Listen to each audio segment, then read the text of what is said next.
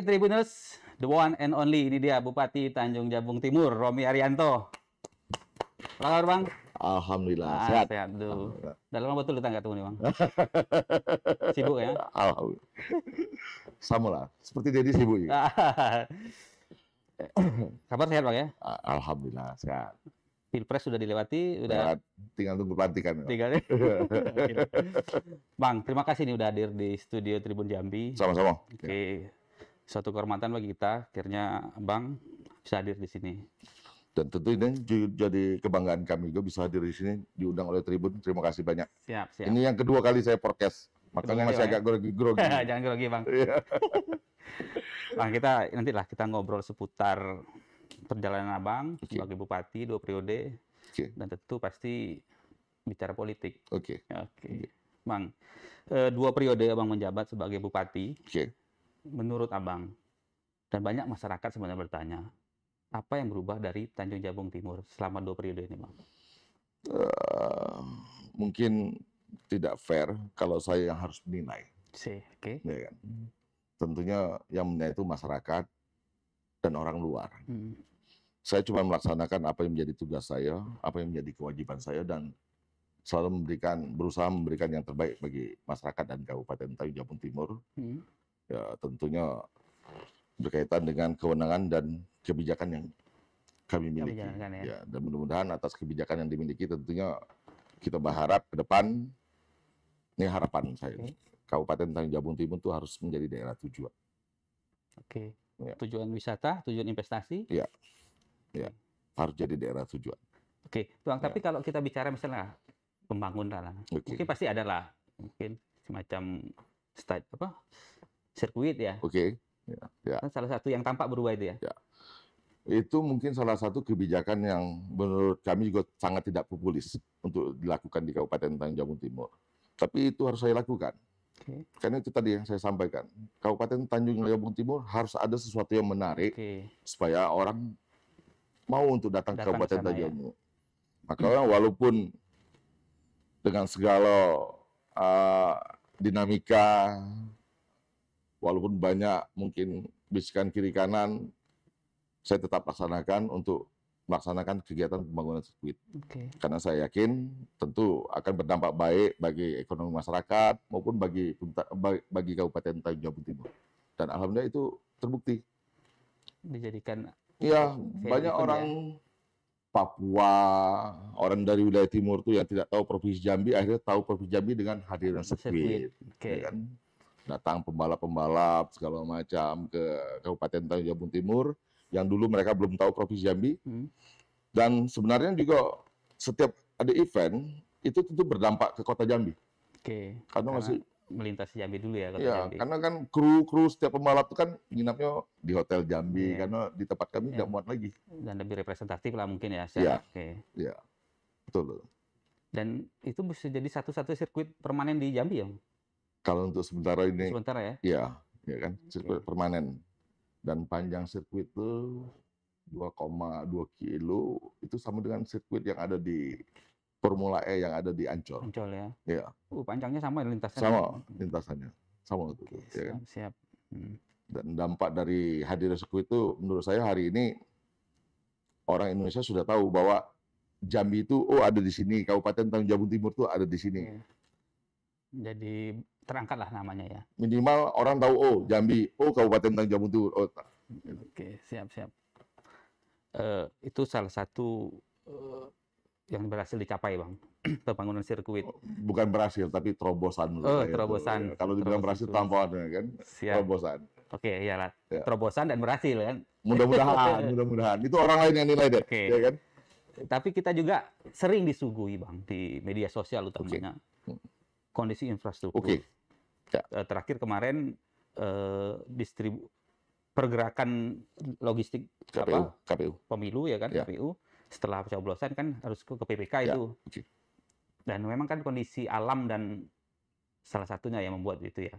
Bisa menjelaskan, Bang, soal persoalan infrastruktur di Tanjab Tim ini seperti apa sebenarnya, Bang?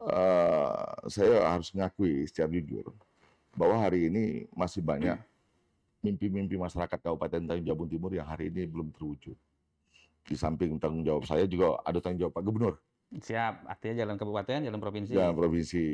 Kan jalan dari Muarasaba ke Antarasau itu kan tanggung jawab provinsi. Provinsi, oke. Yang viral kemarin, yang mobil terpuruk, logistik. Tidak bisa diantar segala macam, itu ruas jalan provinsi, provinsi di Antarasau. Tapi saya juga harus mengakui masih banyak kelemahan-kelemahan kami di Kabupaten Tanjung Jabung Timur. Karena masih banyak jembatan yang hari ini belum permanen, masih banyak tanggul kebun masyarakat yang belum sempurna, masih banyak jalan-jalan yang mungkin perlu dibenahi, dan itu harus saya akui dan itu selalu saya sampaikan kepada masyarakat bahwa saya belum mampu memenuhi keinginan masyarakat tersebut. Tapi itu tentu bukan keinginan kita. Kabupaten Tanjung Jabung Timur hari ini itu butuh dana 6 triliun. Oke, untuk seluruh 6 triliun itu nolnya berapa, Den? 9 lebih, Bang. 12, Bang. Nah, jadi Kabupaten Tanjung Jabung Timur hari ini butuh dana 6 triliun. Perhitungan hari ini ya, supaya infrastruktur di Kabupaten Tanjung Jabung Timur itu bagus. Sementara kemampuan keuangan daerah setiap tahun itu cuma 300 miliar. 300 miliar. 300 miliar. Nah, jadi bila kita hitung, kan, jadi kalau seandainya kita nak memaksimalkan semuanya, ya kan, itulah kondisinya. Tapi tentu itu tidak perlu membuat kita kecil hati. Harus ada langkah-langkah menurut saya langkah-langkah strategis maupun ya perlu kreativitas dari kawan-kawan saya beserta tim mencari sumber-sumber pembiayaan alternatif seperti dana impres. Kan kebetulan begitu di launching dana impres di Provinsi Jambi ini kan cuma Kabupaten Tanjung Jabung Timur yang dapat pada saat itu. Walaupun belum selesai dan tahun ini alhamdulillah diteruskan kembali. Ya kan? Jadi ke depan tuh menurut saya tantangan bupati setelah saya itu lebih berat dibandingkan hari ini. Lebih berat ya? Lebih berat. Ya kan? Karena sawit masyarakat ya kan ini belum puncaknya berbuah. Mungkin pasca setelah saya baru puncaknya berbuah, berarti kan butuh infrastruktur yang berkualitas. Kalau tidak, ya kan? Buah-buah bakal busuk lah di... Ya, jadi maka saya sampaikan, saya harus ngakui secara jujur pada masyarakat bahwa masih banyak mimpi masyarakat yang hari ini belum mampu kita wujudkan, tapi tentu itu bukan hal yang kita sengaja. Kalau ada duitnya mungkin ya secepatnya kita mau bangun. Tapi jadi mimpi-mimpi masyarakat. Oke lah. Itu anggaran lah ya salah satunya. Ya. Oke Bang, kalau gitu sebenarnya kalau Abang melihat apa potensi Tanjung Jabung Timur lah yang kira-kira perlu diangkat dalam berbagai hal lah, pariwisata, SDM. Ya, jadi hari ini kalau kita lihat letak geografis Kabupaten Tanjung Jabung Timur itu sebenarnya sangat diuntungkan bagi pemerintah Provinsi Jambi, khususnya Kabupaten Tanjung Jabung Timur sendiri. Hari ini di samping potensi lainnya seperti perkebunan, pariwisata, potensi hari ini menurut saya pelabuhan. Itu harus dioptimalkan. Ya, hari ini Provinsi Jambi belum punya pelabuhan utama. Dulu waktu zaman Pak ABA mencanangkan pelabuhan Ujung Jabung itu menjadi pelabuhan utama. Tapi kan hari ini kan grade-nya sudah turun. Statusnya. Kalau dulu status pelabuhan Ujung Jabung itu walaupun belum dibangun ya, mungkin baru sebagian kecil yang baru dibangun ya, sarana penunjang lain, tapi pelabuhan sendiri belum dibangun. Dulu kan statusnya jadi pelabuhan utama. Tapi sekarang kan sudah turun statusnya jadi pelabuhan pengumpul. Berarti sama statusnya dengan pelabuhan yang ada di Muarasaba, di Talangduku, itu sama di Bendahara, di Papanjang sama. Padahal menurut saya ke depan ya, kita harus punya pelabuhan utama untuk tempat kita ekspor impor barang-barang yang ada di Provinsi Jambi ini. Kalau gitu pelabuhan yang sudah ada Ujung Jabung diberdayakan, ditata ulang. Pelabuhan Ujung Jabung itu belum jadi. Iya, maksud saya betul. Mungkin kan pasti ada infrastrukturnya, terus jalan atau bangunan-bangunan, listrik segala macam. Saya rasa masih jauh. Masih jauh itu Bang ya? Masih sangat jauh sekali. Dan itu perlu pusat juga sebenarnya kan? Perlu tetap campur tangan pusat, terus komitmen Pak Gubernur, ya, bantuan pusat, dan jadi perlu sinergi antara pemerintah pusat, Gubernur, dan pemerintah daerah Kabupaten Tanjung Jabung Timur. Samping juga potensi-potensi yang lain menurut saya ke depan tuh kayak hilirisasi industri, saya rasa di Kabupaten Tanjung Timur tuh bisa untuk dikembangkan, ya kan? Pinang itu mungkin, Bang? Pinang, ya kan? Apalagi Pinang sekarang lagi hancur ya. Pinang Iya. Sampai anjlok terus Pinang ya. Iya, Kelapa Dalam, ya kan? Kalau itu kan kearifan lokal yang kami miliki hari ini. Tapi sebenarnya kalau misalkan hilirisasi ada di situ kan malah lebih menguntungkan sebenarnya kayaknya. Sebenarnya, ya kan? Saya heran juga sebenarnya, Pelindo, ya kan? Dari Pelabuhan Talangduku menuju ke Ambang Luar, itu kan makan waktu hampir 30 jam. Sementara dari Pelabuhan Muara Sabak menuju ke Ambang Luar, itu makan waktu maksimal 3-4 jam. Oh, lebih dekat berarti ya memang ya? Lebih dekat. Dan jarak jalan darat dari Pelabuhan Muara Sabak ke Kota Jambi, itu kan jaraknya cuma 60 kilo. Iya.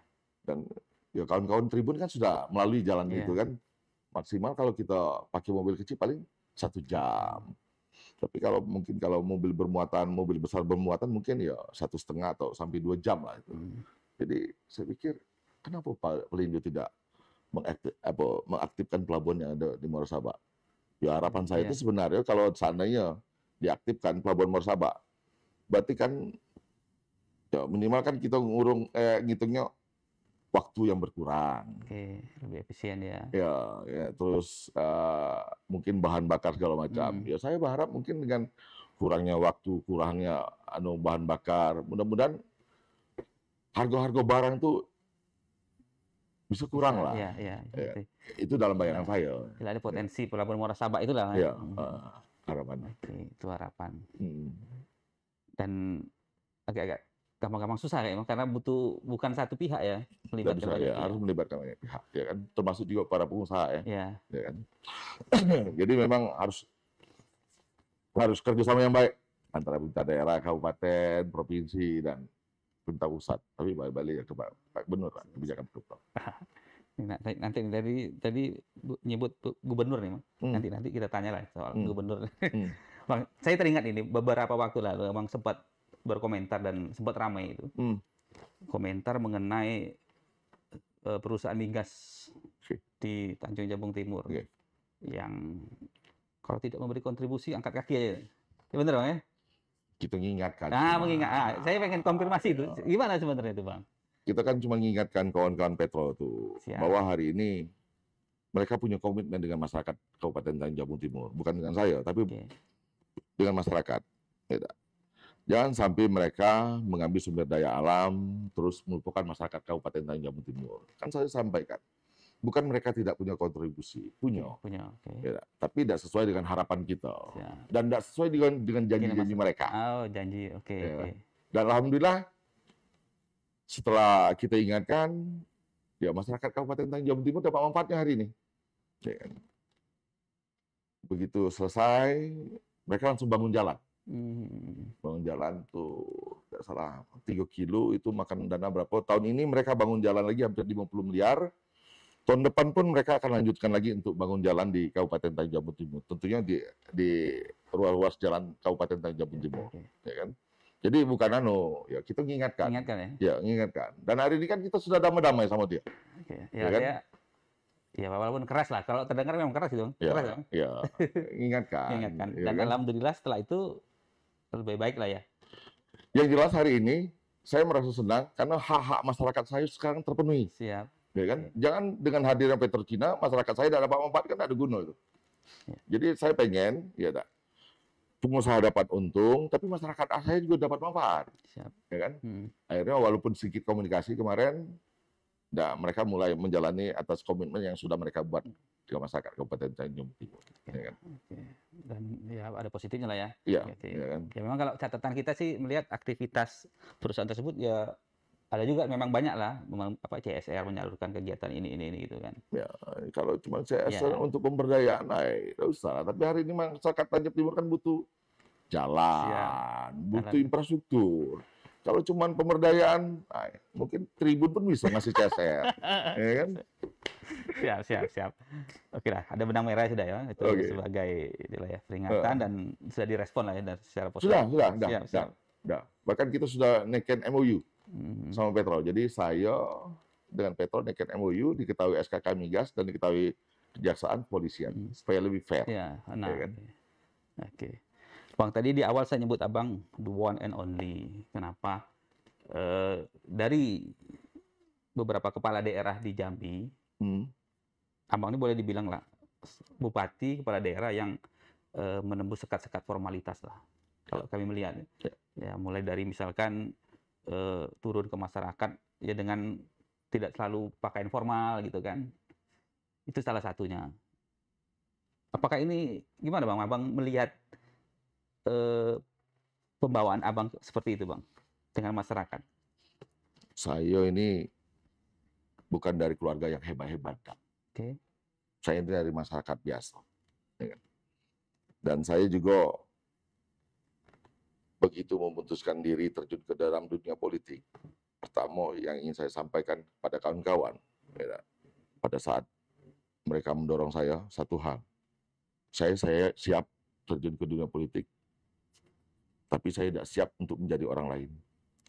Ya, saya mau jadi pejabat, tapi saya tidak mau jadi diri orang lain. Saya tetap jadi diri saya dewe.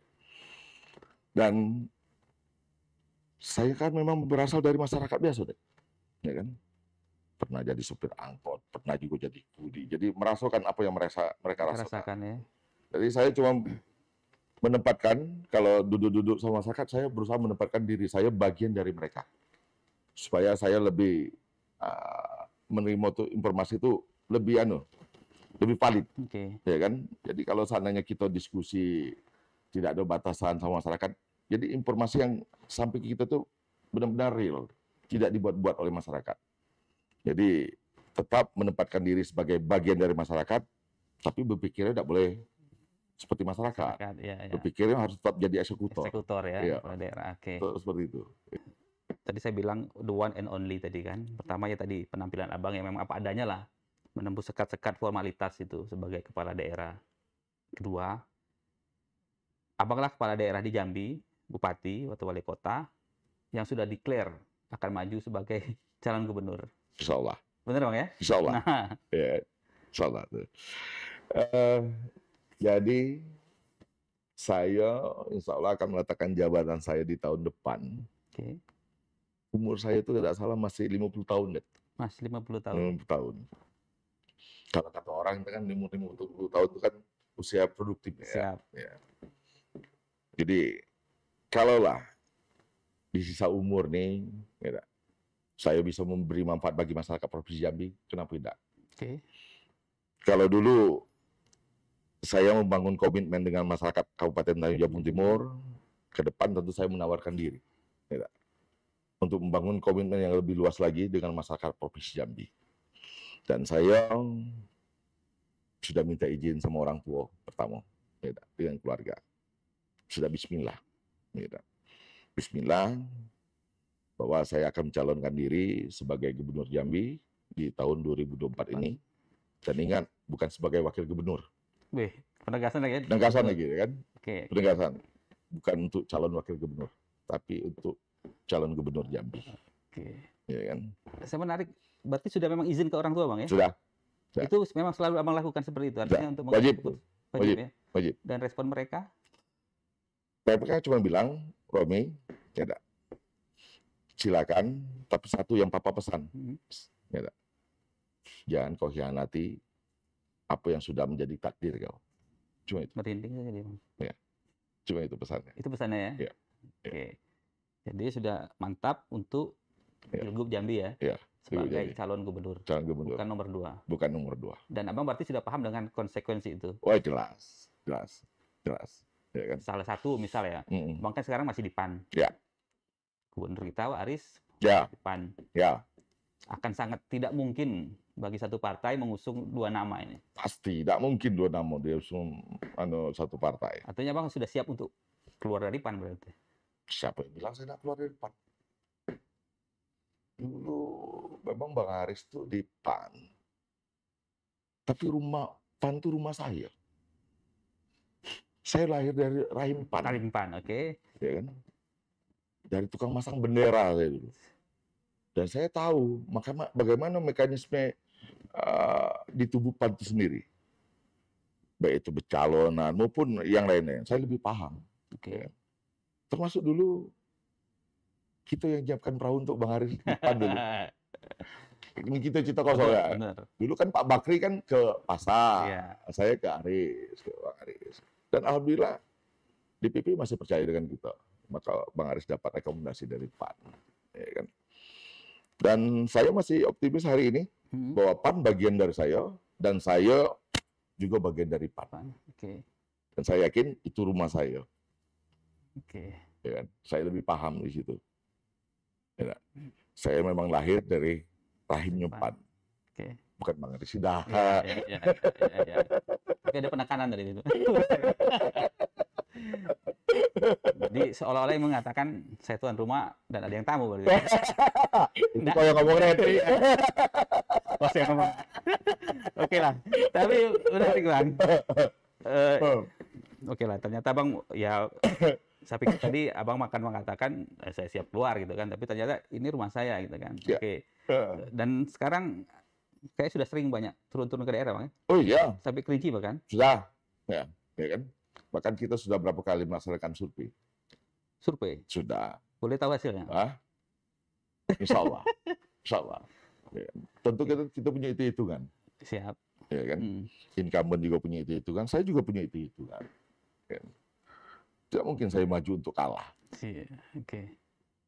Ya kan? Kita melihat peluang hari ini, ya kan? Dan ya kalau kita berperang itu kan pahami musuh, pahami medan, ya kan? Jangan tahu kita bagaimana kita, pahami musuh, pahami medan, kuasai. Dan perlu senjata harus punya. Ya kan? Kalau kita bertarung itu totalitas. Totalitas ya. Kalau perang itu totalitas. Siap. Ya kan? Insya Allah. Oke. Saya paham melihat banyak pergerakan Abang di daerah. Bang, Gubernur Jambi, Gubernur Sumbar, beberapa wali kota, kepala daerah yang masa jabatannya seharusnya 5 tahun kan tahun ini berakhir nih. 2024 ya. Mereka mengajukan gugatan ke MK. Gugatan ini ya, kalau tidak salah gugatan berkaitan dengan pelaksanaan pilkada. Ya. Tapi kan bisa jadi imbasnya bahwa akan diperpanjang Bang. Kembali tetap 5 tahun gitu. Abang melihat ini seperti apa Bang? Artinya mungkin kan pasti akan berpengaruh terhadap pilgub, artinya kan pasti akan mempengaruhi langkah-langkah kita segala macam. Kalau saya berharap tetap pada keputusan pemerintah. Gitu ya? Bahwa pilkada tetap dilaksanakan pada tahun ini. Tidak ada alasan pemerintah MK untuk membatalkan. Ya kan? Karena kita sudah sepakat. Pelaksanaan pilkada harus serentak. Ya kan? Tapi itu kan haknya Bang Haris dan kawan-kawan untuk mengajukan supaya pilkada ditunda, itu hak mereka. Tapi kalau saya tidak sependapat. Makanya Bang tidak ikut dalam barisannya. Saya pengen tetap sesuai aturan arahan dari pemerintah pusat, pelaksanaan pilkada dilaksanakan di November 2024. 2024 ya. Dan kita sudah siap perang. Dan ditabuh kendaraan. Siap. Oke. Jadi Bang, kalau kita bicara Jambi, apa pembangunan yang kira-kira menurut Abang perlu di Provinsi Jambi ini? Jadi gini, tidak fair kalau Abang harus mengkoreksi kinerja gubernur hari ini. Karena Abang juga selaku salah satu kandidat. Cuman Abang mau bilang satu hal. Hari ini Jambi tentu dalam keadaan baik-baik. Kemajuan yang maju. Itu tidak bisa kita pungkiri. Bohong kalau tidak ada pembangunan dilakukan itu pasti bohong. Tapi Abang mau tekankan di sini. Kalaulah Abang dikasih kesempatan sebagai gubernur Jambi, Abang bisa buat lebih daripada ini, lebih baik daripada ini, lebih maju daripada ini, dan lebih nyaman, insya Allah. Ya kan? Abang tidak punya kapasitas untuk mengkoreksi kinerja Pak Gubernur, tapi Abang mau yakinkan bahwa kalau dikasih kesempatan bisa berbuat lebih lebih penekanan lebih itu tadi. Lebih. Kayak tadi harus ada kata-katanya. Jadi kalau ditulisan tuh di garis bawah ya. Bang, tapi menarik lah, Bang. Lebih nyaman ya, lebih nyaman. Salah satu kenyamanan masyarakat Jambi itu saat ini yang terkait arus lalu lintas batu bara. Ya. Pandangan Abang lah, sekarang kan ini sudah di-cut dulu sementara nih lewat jalur jalan nasional, lewat jalur darat. Nah, kenyamanan seperti apa nih Abang tawarkan nanti? Ini berat Bang batu bara nih, Bang. Jadi masalah batu bara nih, ini kan masalahnya sudah lama. Betul. Kalau ditanya apakah ini bisa selesai, Abang pastikan bisa selesai. Dengan satu catatan, pemegang kebijakan jangan masuk dalam konflik batu bara. Oke, jangan ikut jadi pemain ya? Ya. Kalau pemegang kebijakan masuk, tidak akan selesai masalahnya. Ada konflik kepentingan berarti? Ya. Ya kan? Kalau kita bedah terlampau dalam, kayak gitu enak. Siap. Oke. Oke, saya mau ngomong jadi tertahan juga nih. Oke. Tapi kalau ditanya, ya, bagaimana terhadap batu bara? Abang cuma jawab ini, ya, bahwa Abang ramah terhadap investasi, ya, tegas dalam menjalankan aturan. Oke, itu ya garis merahnya itu ya. Oke. Itu. Silakan berinvestasi di sini. Ya, jalankan aturan. Ya. Dan Abang pastikan mereka nyaman untuk berinvestasi di Provinsi Jambi. Aduh, kita tunggulah kenyamanannya nih nanti ini kalau. Insya Allah. Oke. Bang, mungkin kita mendekati di segmen terakhir lah. Saya menarik tadi sebenarnya cerita Abang tadi soal izin ke orang tua segala macam. Ya. Yang saya ingin tanyakan sebenarnya seperti apa sih pengaruh keluarga dalam kehidupan Abang lah sampai sekarang menjadi seorang bupati? Saya ini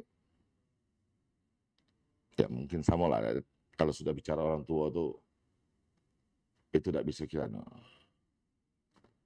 keberhasilan seseorang, keberhasilan kita ya, itu sedikit usaha kita sendiri. Beda. Paling kalau kita presentasikan apa yang kita capai hari ini, keberhasilan yang kita capai hari ini, cuma 10% usaha kita sendiri. 90%-nya apa? Doa orang tua. Doa mereka ya. Sepakat gak kira-kira? Makanya saya tertarik dan saya ingin nanya lagi itu, Bang. Ya. Nah, jadi makanya Bang sampaikan capaian kita, keberhasilan kita itu cuma 10% hasil usaha kita sendiri. 90%-nya doa orang tua. Kalau kita sudah bicara seperti itu, apa maknanya? Ya, tanpa restu, tanpa berat rasanya. Makanya Abang pernah bikin tulisan tuh bahwa di setiap langkah kita tuh selalu ada doa orang tua. Oke. Ya kan? Jadi tanpa doa dan dukungan orang tua tidak berani melangkah. Tapi begitu orang tua sudah kita sampaikan, Mak izin maju calon gubernur, Pak izin maju, lah mantap nih, Insya Allah Mak, ya kan? Insya Allah Pak, ya kan? Nah, kalau kau memang lah mantap, kok jangan kau hianati apa yang menjadi takdir kau, cuma itu pesan. Ya kan? Nah, tanya istri, tanya anak-anak, nah, kalau ayah katanya sudah, ya sudah Bismillah. Apapun yang terjadi, ya kita tanggung risiko sama-sama. Ya, itu poinnya ya. Ya. Ya, Insya Allah. Itu Tribuners restu orang tua ya. Ya, wajib. Ya kan? Terakhir Bang, closing statement dari Abang. Ya. Untuk Tribuners, untuk yang menyaksikan tayangan ini, Bang. Abang lalu sampaikan bahwa simpel ya, maka kata-kata bohong, salah boleh, bohong itu jangan, itu kan maknanya dalam. Ya. Salah boleh, bohong jangan. Ya. Kalau salah kan kita ini bagian dari manusia. Selalu berbuat salah, tapi di samping itulah kita masih punya kesempatan untuk memperbaiki. Tapi kalau bohong, itu sudah bagian dari pengkhianatan.